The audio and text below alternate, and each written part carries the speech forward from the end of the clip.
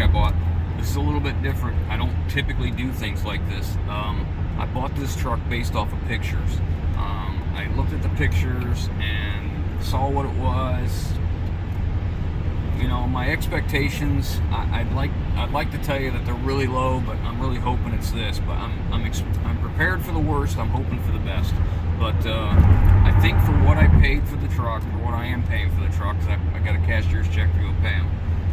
For what I'm paying for the truck, I think I'm okay. Even if it has some issues, which I know it needs tires.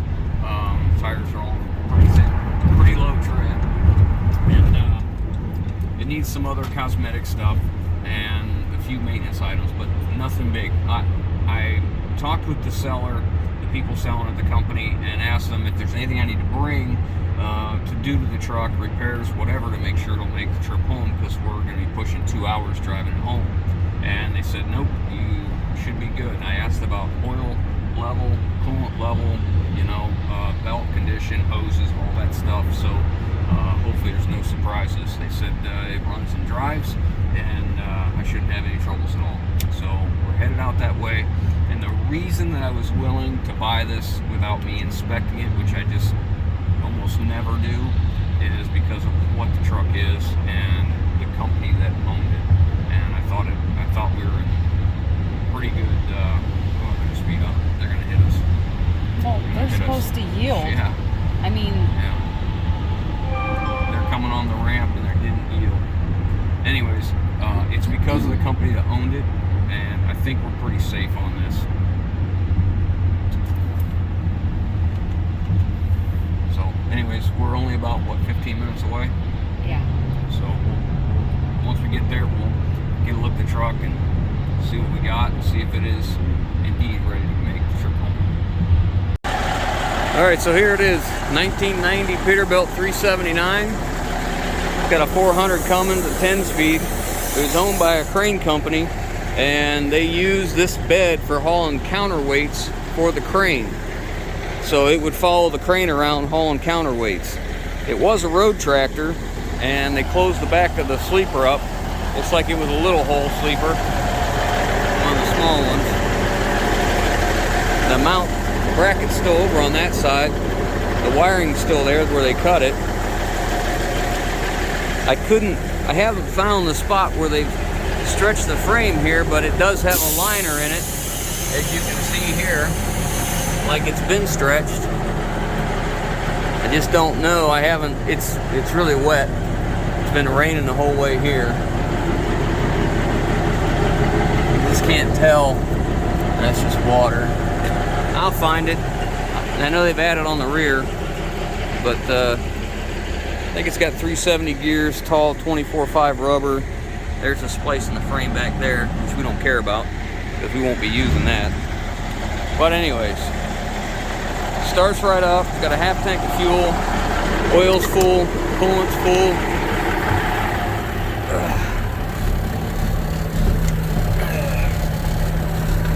Let's see how the clutch feels. Clutch brake works. Yep, clutch brake works. Clutch pedal.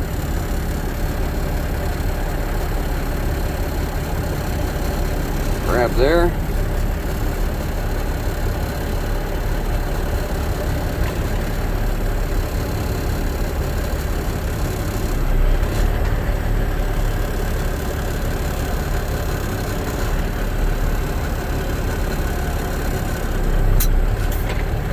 Got a cracked windshield. Most of the lights work, not all.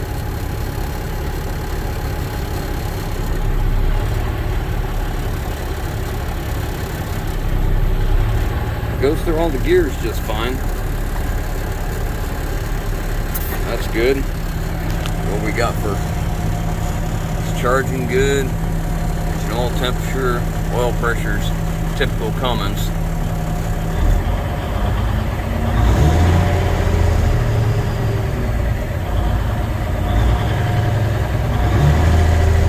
Smoking a little bit. The throttle's a little slow to come back. We need to check on that.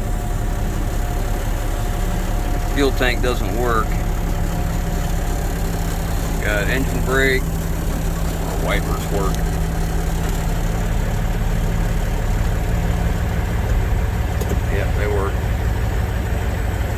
defroster's going here. Make sure the blower works. Yep.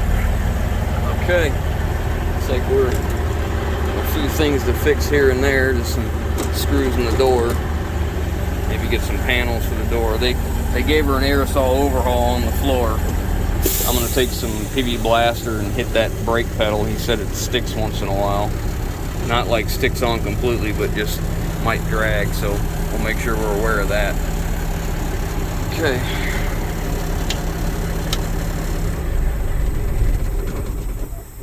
Alright, I'm gonna lift the hood real quick. Turn all these lights off, and I'm gonna look everything over again. I'm gonna get underneath it and look at the brakes. All the tires seem to hold air. They're all up. Let's see what we got. We're about 40 minutes into the trip so far, and I'm not complaining a bit. I think for what I gave for it, I got a fair deal. I'm happy with what it is. We'll have to put some tires on it. It's got 24/5 bud wheels, you know, look, the stud centering wheels, and I don't want 24/5s. I want it as low as possible. And there's some lights that aren't working. Fuel gauge. The fuel gauge may not be working because the passenger side tank isn't hooked up. It was being loaded on a step deck trailer or unloaded, and the valve got caught on the ramp and it broke, so they had to shut it off. So it's only pulling from the one tank, but you know, that's okay. The sending unit might be in the other one. I didn't look at it. If not, we'll get it fixed. But has engine brake, not working.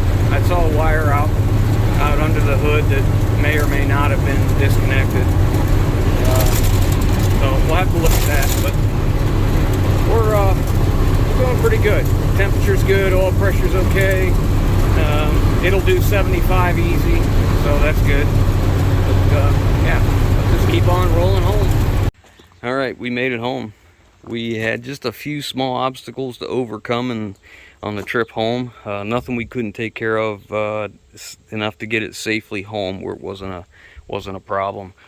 We had the wipers on, and we were having a little bit of trouble with that. I took the dash panel apart and did a little bit of creative wiring back behind the dash panel and got my wipers to work like they should. Now I just got to finish the repair up.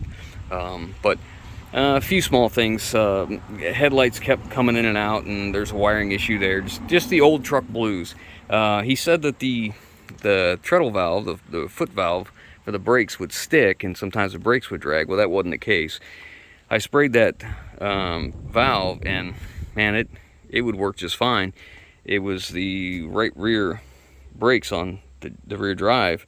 That S-cam is kind of stuck in that bushing, and it doesn't want to let it return, so the brakes are stuck applied. I took a hammer and tried to work it back and forth and got it released enough that, you know, the temperature was okay, and I didn't think it'd be a problem, and we came on home the rest of the way. But you know, the gist of this is, in my area, in order to find a Peterbilt 379 that is in running and driving condition that can make it home, I won't say this is road ready for commercial use because it's far from it, but just the fact that it's all in one piece, not a project. It starts, it runs, and it drives and it stops, and doesn't overheat and doesn't leave all its oil underneath it, and it made it home.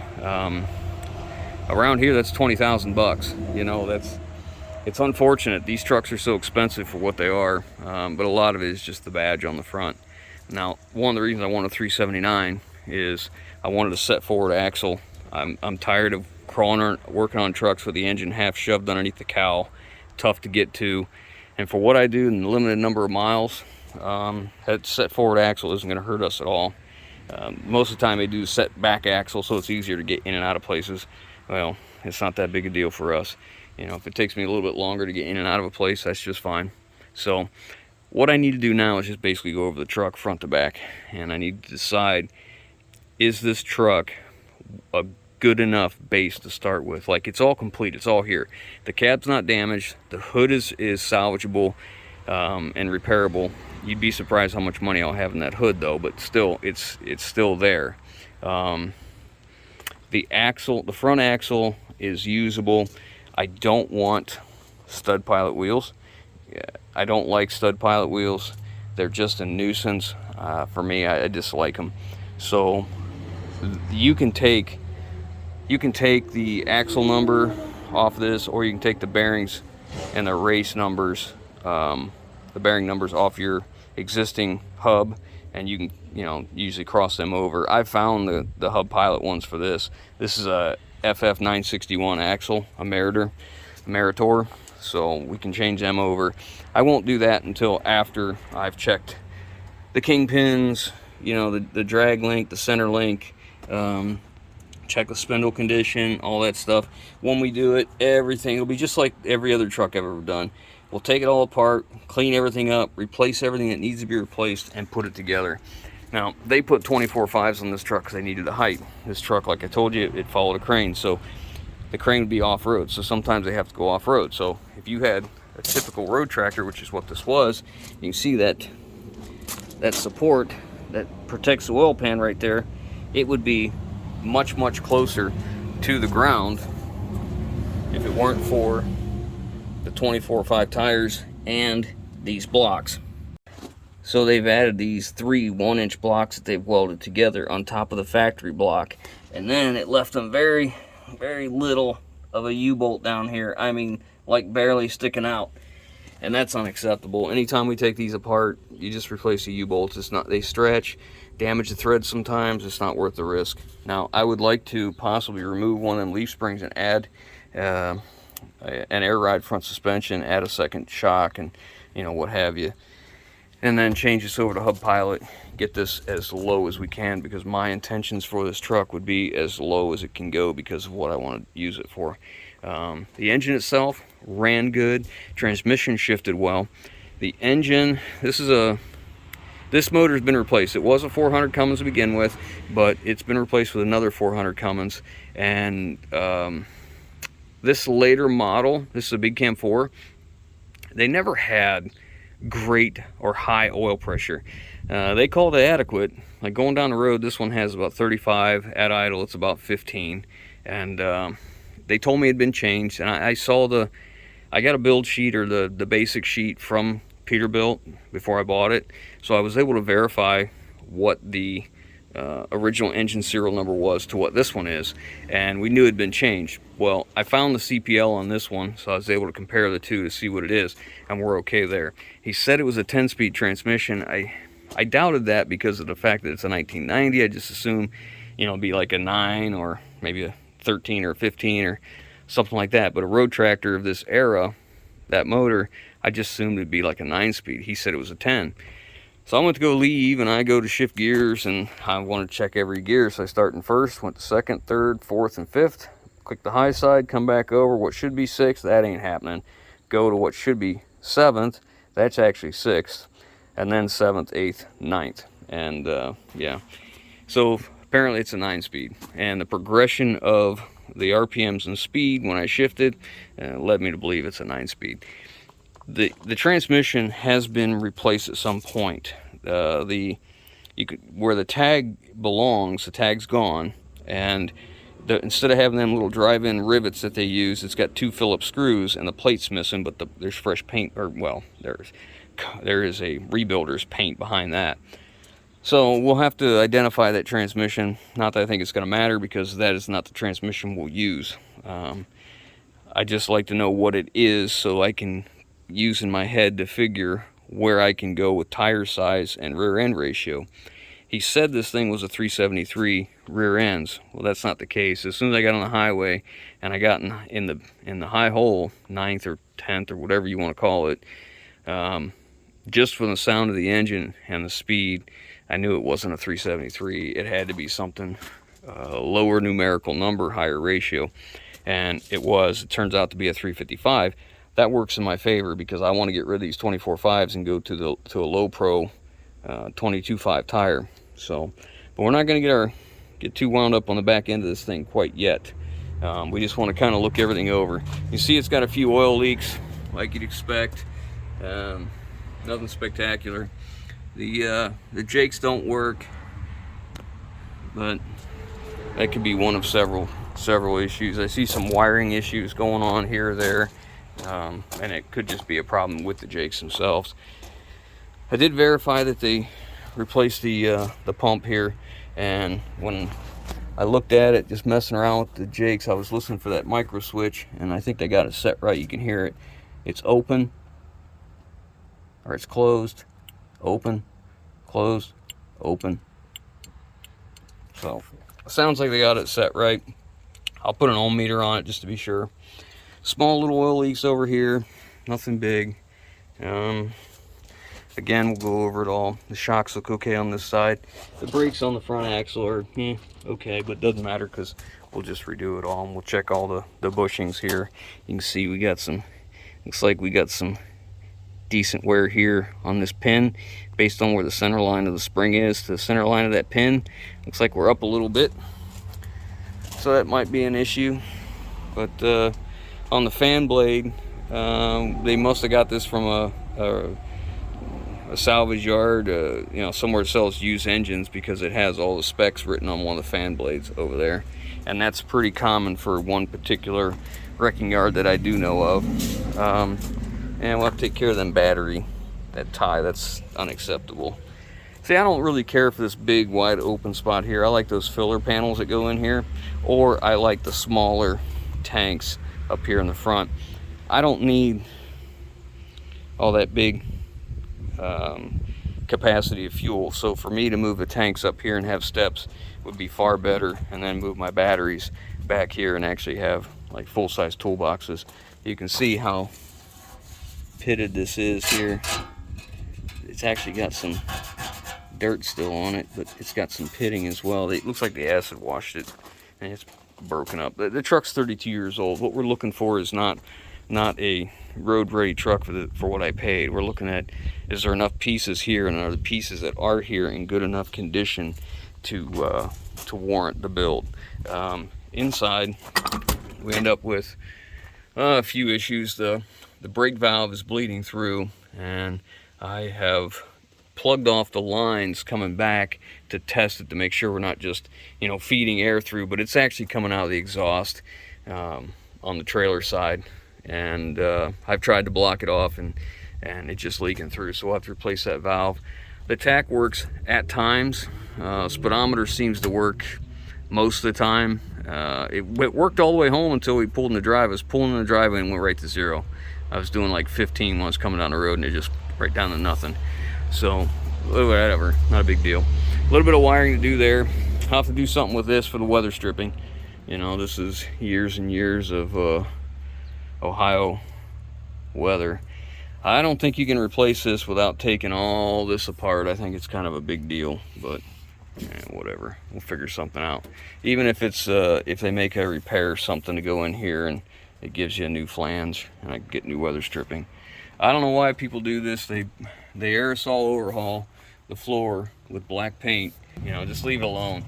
They took black paint and painted the bottom of the dash. They painted the door panels. You know, I just assume you left it alone, because it's easier for me to see what it really is and not have to look through all the crap. I think these are 120 gallon a piece. That's a 94 tank. A little bit newer.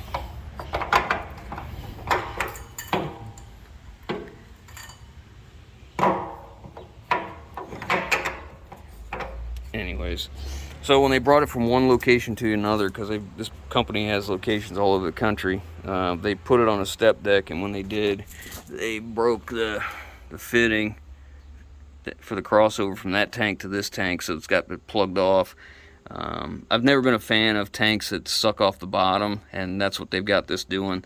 They've got the feed line coming off the bottom of this tank right now. Not a big fan of that. This wheelbase measures out at 286, and I wanted to see if it was correct, factory length. I have looked down this frame so much, and I'm usually pretty good at picking out where it's been spliced, and I can't find a splice on here anywhere in this length. But there is a liner inside it, and I mean, it's possible that they just put the liner in to reinforce the frame, since they were going to be hauling so much weight on this bed. Because if you look at this bed, most of these cross members are 12 inches on center all the way down. A few locations they're 6 inches on center. I'm not sure why they do that, but you see that great big main main C channel here. I think it's 8" right there. So it's a pretty heavy bed. So it did have a sleeper.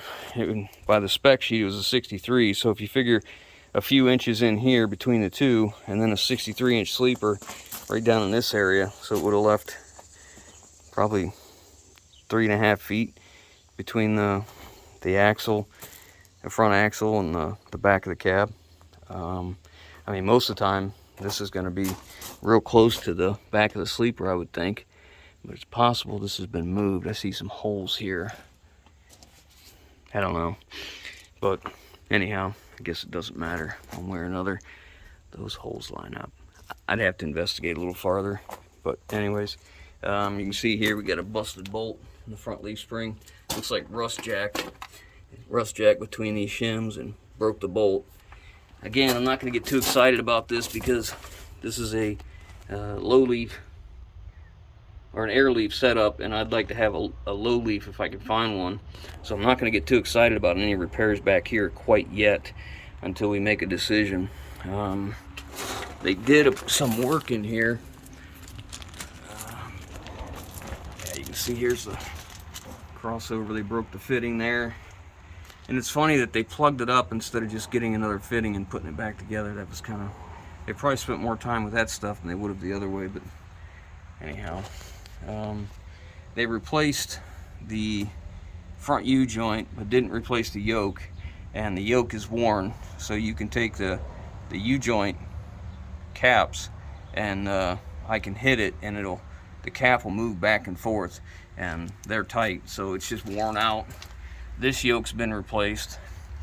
This yoke was replaced according to their books, but it's the same way. It's got a bunch of slop up and down in both crosses, and that's because they fixed the effects and not the cause. If you don't fix the worn out sloppy yoke, it'll never let you keep a U-joint in it. So if we do, once we move forward with whatever transmission we'll use, then if we change it, then we'll do the drive shaft all the way back. We'll replace every carrier bearing, you know, like we always do. Every carrier bearing, every U-joint, every yoke, build it, done, over with. It's a lot cheaper to do it then than it is to do it down the road. Now, this truck had a PTO control in the dash and a control lever cable next to the driver's seat. And he said it had a PTO on it. Well, the PTO is no longer, and neither are the controls. It's been removed. And he said there was a hydraulic cylinder that ran down underneath the bed. And I'm like, a hydraulic cylinder? That's kind of odd because it looked like it was a fixed mount bed. Well, if you look, there's the exhaust coming out and goes up to the stack. Well, this is what he's calling a hydraulic cylinder right here. This is a exhaust pipe that took the exhaust and ran it all the way back behind the axle and then dumped it back there. I don't know what he was talking about. So apparently just didn't get down here and look at it. The man that I spoke to is just a representative for the company, not the guy who drove the truck. So, but he did drive truck for a majority of his life, so you know, he should know a lot of these things.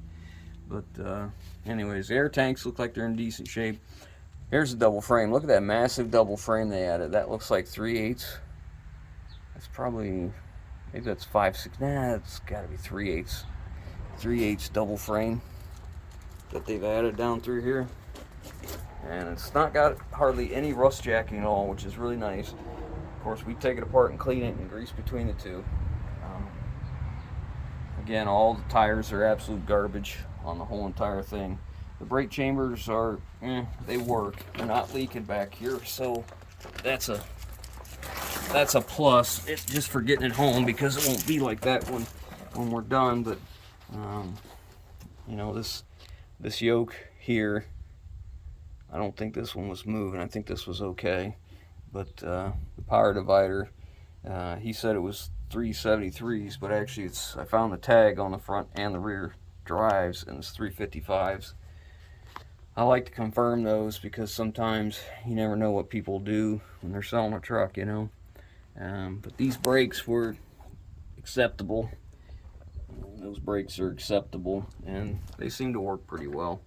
I didn't like this. You see how short the U-bolts are there? I like to see more threads of my U-bolts sticking out. You see the guy who did this obviously isn't a suspension guy, because you got quite a bit more threads on the outside than you do the inside. This is one U-joint, or U-bolt left to right. So he over tightened that side, under tightened this side. That's unfortunate. And then on this side, they cut them off here, and this one's cut off at an angle, kind of weird, because it doesn't matter. Slack adjusters. This thing hasn't seen a grease gun in quite a while. I look at the bushings here to make sure there's no rust rings or rub marks, which would indicate those bushings are worn out. And those seem to be okay. The torque rod, the bushings on it are in good shape still. The leaf springs themselves look to be okay, but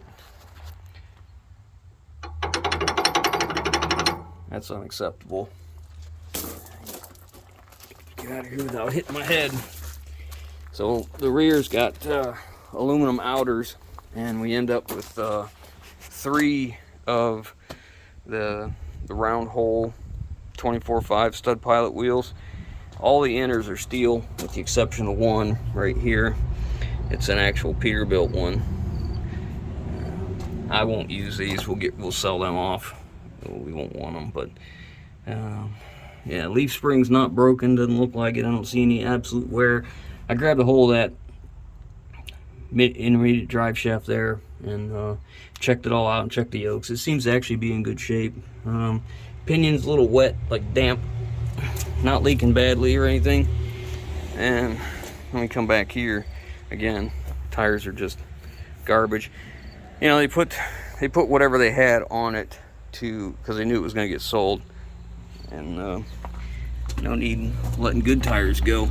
On the way home, it rode pretty stiff, and I didn't understand why, because I saw that they had replaced the rod on the leveling valve. Well, when it's in a down position like this, well, I should say it like this. When it's in a down position like this, it should shut the air off.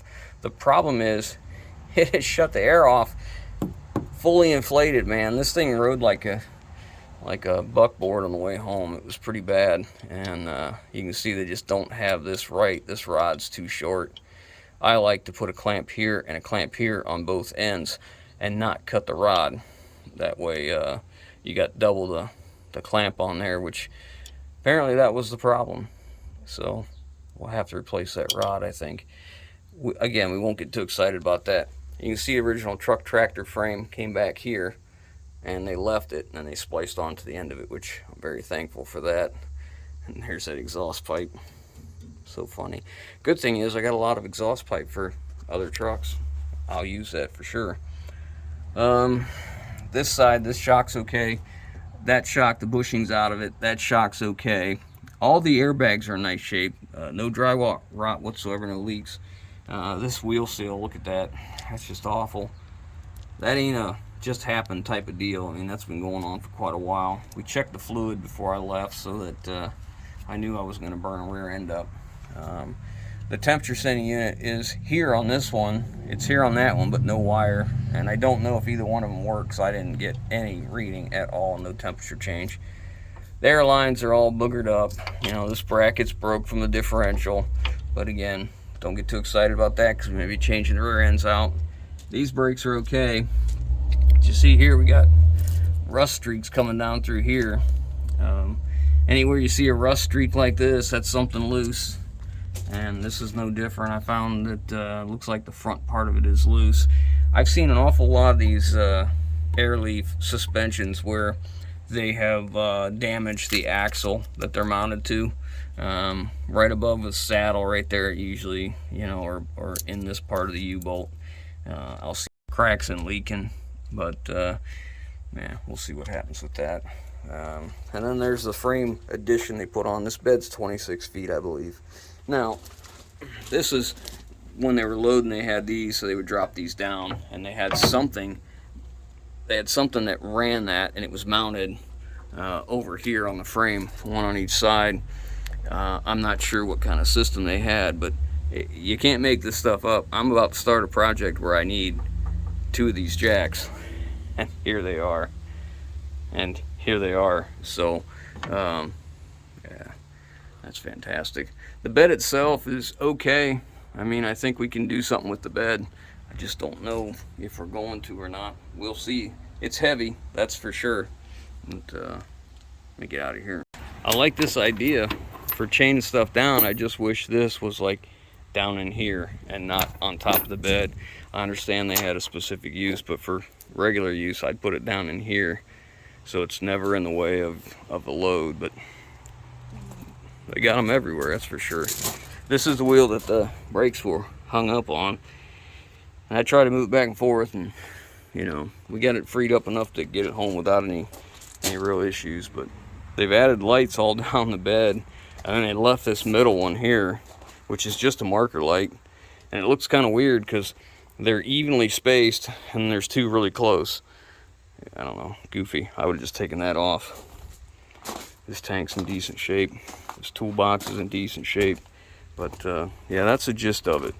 I just want to look over the whole entire thing. The exhaust is no good. We'll have to redo the exhaust, which I'm not upset about that. And this is